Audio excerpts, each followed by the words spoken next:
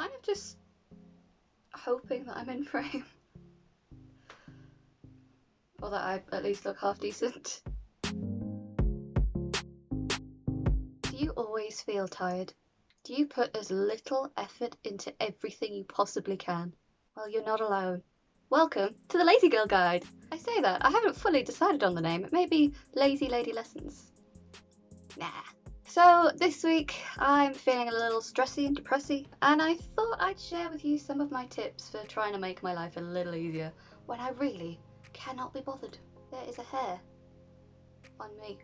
I got it. It's a cat hair. I don't even have a cat anymore. Just as a quick disclaimer, some of these tips could be perceived as kinda gross.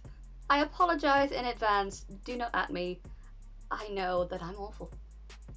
Also today you might have noticed something a little bit different about me, which leads us on to our first tip. Wigs. I love wigs. Wigs are amazing. I kind of really got into the whole wig installation, maintenance, styling stuff a couple of years ago, and I have a fair few wigs. So I guess in a way this isn't quite as low maintenance as what it might appear to be, but once you've got the basics down, it is the best option if you're having a bad hair day. I got rained on, so my baby hairs kind of went poof. So I've slicked them back and I've chucked a wig on. We're safe today. I look great. But it's also great if, you know, you're a little crusty. Maybe you should have had that shower. It's too late now. But you got a wig. Staying with hair, when do you put your dry shampoo on? Is it when you're in a rush and you're trying to get out the door as quick as you can? That's not the best time.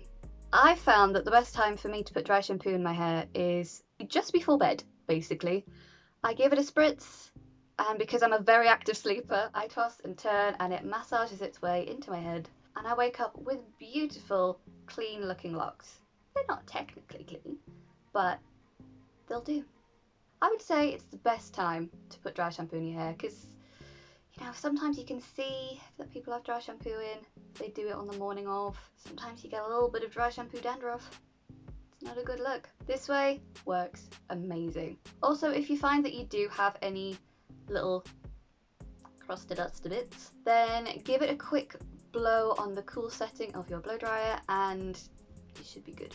Last one for hair is something that I am loving at the moment. So I was spending ages blow drying my hair every other day, and it never stayed very well. I tried all different products to try and keep the style of the blowout in my hair. It just would not have it. So much effort for very little payoff, so I decided to find a different way. I have a shower on an evening now just so I can do this. So do all of the usual styling stuff that you would like to do. Whatever products are working for you at the time, go for it. But what we want to do is either air dry or blow dry our hair to about 90% dry. We're going to chuck our hair into a high ponytail. I've kept my little curtain bangs out of the way here. I look very sexy, I know. I actually put it all up now instead of separating the bangs, just because I tend to restyle them in the morning anyway, and plus it'll just get in the way of my skincare. So then what we're going to do is split the hair into a few sections. What I tend to do at the moment is 8 sections all in all, but it does depend on the day. Sometimes I do it in only 6.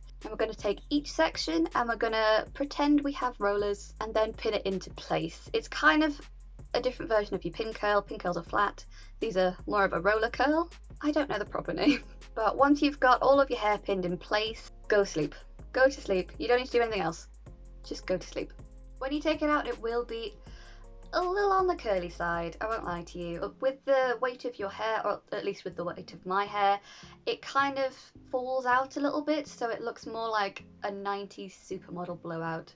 Honestly, my favourite hairstyle to do, and it looks like I've put in way more effort than I did when I was actually putting in a lot of effort.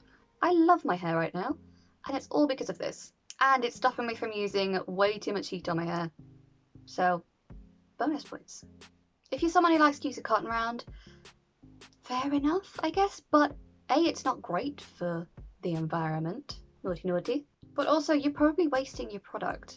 I've been doing this method for at least a year, and instead of putting it on a cotton round, I actually put a few drops onto my hands and then pat it into my skin. So much better for people with sensitive skin, and also you're going to use all the product that's there. None of it's getting chucked away with a cotton round. Win-win.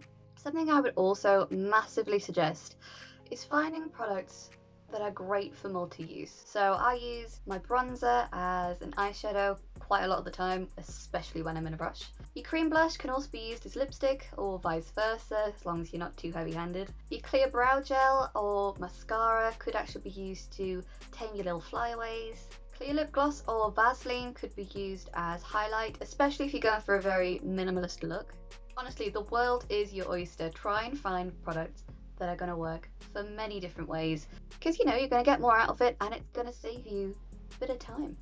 Another thing I would definitely recommend is Maybelline's Tattoo Brow. Not Spawn, not Spawn. If I have a few days where I know I'm not going to be able to really sit and style my brows and fill them in and make them look amazing, all I might have time for is to give them a brush through, Tattoo Brow is a lifesaver. I tend to do this when I've got a couple of spare hours, or if it's just before bed, maybe after a shower. I will chuck on my Tattoo Brow, let it sit for a couple of hours. Yeah, I know, you only need a few minutes really, but I don't know, I forget that it's on, and then I remember when I go to bed and go, oh yeah, I should probably take this off.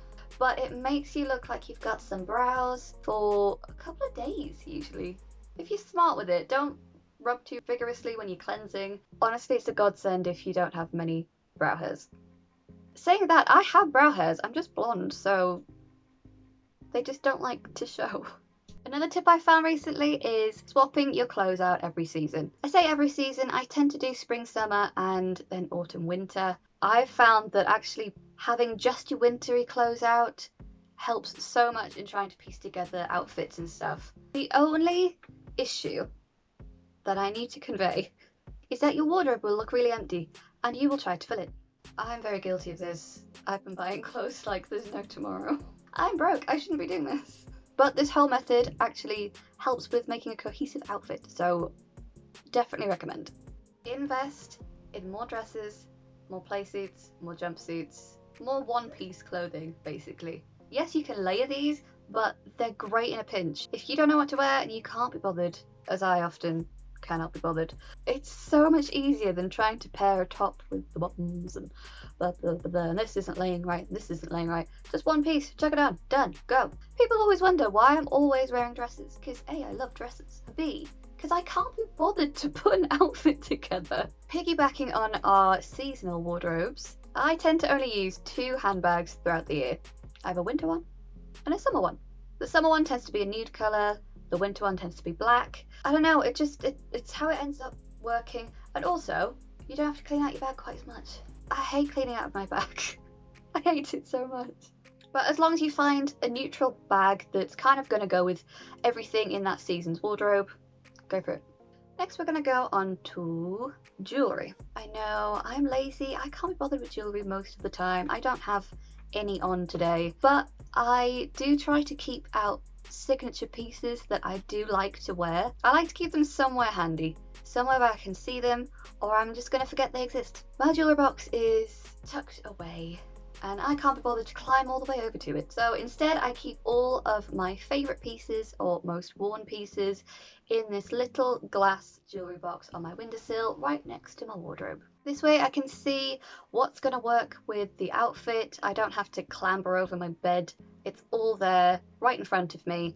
And I have a massive problem with object permanence, so it's a really good solution that I found. I'm proud of myself. While we're still on jewellery, if you're going to get a necklace with a pendant on or a locket or whatever, always try to find a chain that has little balls on like this. Having a necklace like this that doesn't move throughout the day, amazing. The chain stops the locket from moving and the locket stops the chain from moving. I always end up looking sloppy because I end up with the clasp at the front and I forget to sort it out, or I get sick of sorting it out and I just give up. So this is a really good solution. And finally, don't feel bad for not showering. It's okay. Sometimes you don't have the energy. Sometimes you forget. That happens. But did you know it's actually better for your skin if you have fewer showers? As someone with dry skin and eczema, I don't shower every day. I refuse. Point blank, refuse. Will not do it. You could not pay me. Generally, I'll do it every other day. Sometimes it's been a week and I'm still trying to get away with it. But, you know, try not to get in the shower every day. It strips your skin of its natural oils. Really, it dries you out. It dries your hair out. It dries your skin out. It's awful, especially if you're someone who suffers with any kind of skin condition like eczema. If you're going to do that, make sure you get a good antiperspirant. This is the one I'm using at the moment. I have been for a few years. It is the one that works the best for me. Not Spawn, not Spawn. I am scared of trying any other deodorant just in case, because I know this one works. That's it for my tips. I thought I had more. Sign of a true lazy girl. If you've got any questions or any tips of your own, please make sure you leave them in the comments below. I really want some more tips. I love being lazy. If you're not already, please make sure you subscribe. It would really help me out. And give this video a quick little like if you're feeling the love. Otherwise, I'll hopefully see you soon. But for now, here's our tea.